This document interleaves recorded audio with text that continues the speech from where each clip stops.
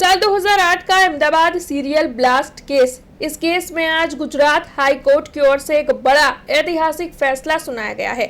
Gujarat high court की ओर से इस केस में 38 दोषियों की फांसी की सजा को बरकरार रखा गया है और 11 अन्य आरोपियों की उम्र कैद की सजा को भी बरकरार रखा गया है।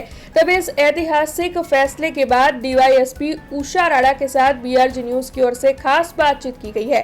इस केस के वक्त किस तरीके की चुनौतियां जो है एसआईटी की टीम के सामने थी, जो इस वक्त उस केस की जांच कर रही थी, इसे लेकर डीवाईएसपी उषा राणा ने ज्यादा जानकारी दी है। तब आइए सुनते हैं उषा राणा डीवाईएसपी के साथ ये विशेष बातचीत।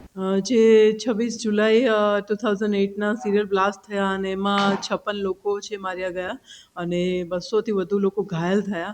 એ ઇન્વેસ્ટિગેશન જે તે સમયે 2008માં ક્રાઇમ બ્રાન્ચને સોંપવામાં આવેલું અને ઇન્વેસ્ટિગેશનની આખી ટીમ હતી, જેમાં અનુભવી અધિકારીઓએ અને આખી ટીમ મળીને નક્કર પુરાવા છે એકત્રિત કરેલા. ઇન્વેસ્ટિગેશન ખૂબ સારું કરેલું. દેશના ખૂણે ખૂણે જ્યાં જ્યાં આ પ્લાન્ટ થયા હતા, જે પ્લાન થયો હતો, એ દરેક જગ્યા પર જઈ અને સારામાં સારા પુરાવા એકઠા કર્યા અને ઇન્વેસ્ટિગેશન ખૂબ સારું થયું, જેના કારણે આ જે સજા છે એ આવી રીતના સારામાં સારી કરવામાં આવી અને હાઈકોર્ટે એને કન્ફર્મ રાખી, એઝ ઇટ ઇઝ રાખી છે.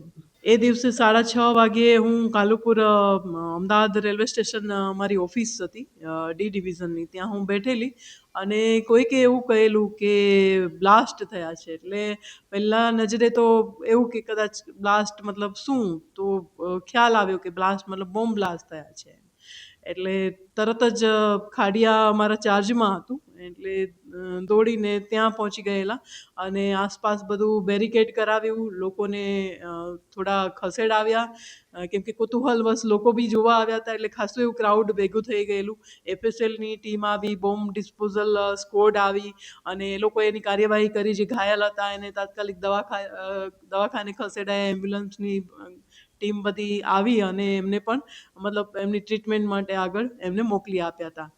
તો એ સમયે માહોલ ખૂબ ભયજનક હતો અને ક્રાઇમ બ્રાન્ચનો જે ઇન્વેસ્ટિગેશનનો માહોલ હતો એ પણ રાત દિવસ જોયા વિના બધા જ અધિકારીઓ, સિનિયર અધિકારીના માર્ગદર્શન હેઠળ ક્રાઇમ બ્રાન્ચની ઓફિસે સતત ખડે પગે હાજર રહેતા અને એમને જ્યાં જ્યાં જવાનું હોય ઇન્વેસ્ટિગેશન માટે, કોર્ટમાં રિમાન્ડ લેવા જવાનું હોય, કંઈ બી હોય, કોઈ પણ ખાસા એવા સ્ટેટના આરોપીઓ હતા, લાઈક મહારાષ્ટ્ર, કર્ણાટક, મધ્યપ્રદેશ, આપણા ગુજરાતમાં ભુજ છે, સુરત છે, કેરાલા, અલગ અલગ સ્ટેટથી બધા આરોપીઓ હતા. તો અલગ અલગ ટીમ જઈ અને તરત જ એના પુરાવા ભેગા કર્યા હતા અને ઇન્વેસ્ટિગેશન ખૂબ સારી રીતે થયું હતું.